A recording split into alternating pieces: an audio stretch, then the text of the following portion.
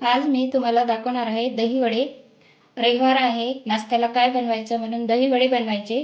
त्यासाठी लागणारं साहित्य: उडदाचं सोल रात्रभर भिजू घातला. आता मी मिक्सरमध्ये बारीक करून घेत आहे. अशा प्रकारे बारीक करून घेतलेले आहे. आता थोडीशी अशी घोटून म्हणजे एकसारखी अशी फेटून हलकी करायची. नंतर याचे वडे तळायचे.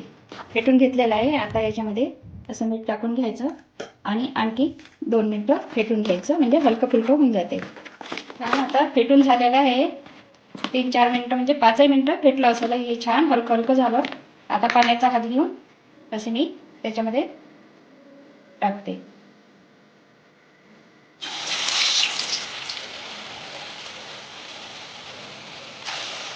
असे गोल गोल टाकायचे.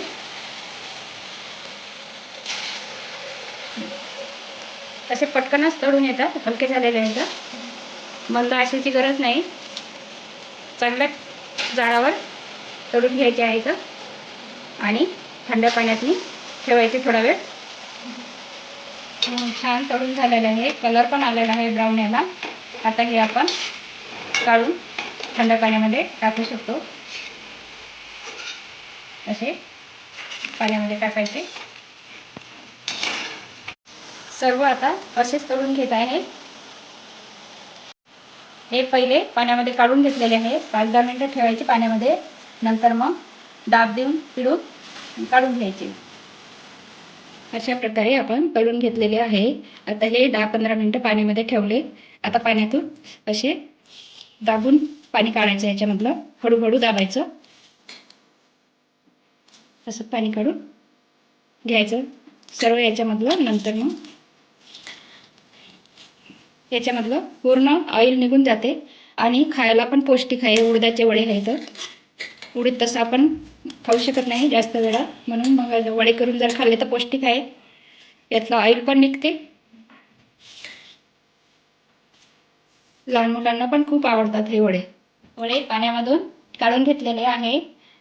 आता याच्यामध्ये दही टाकत आहे. प्लेट आपली सजवायची. भरपूर असं दही टाकायचं.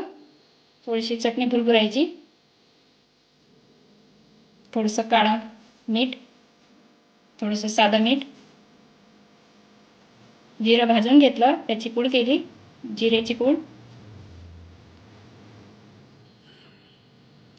चिंच गुळाची चटणी.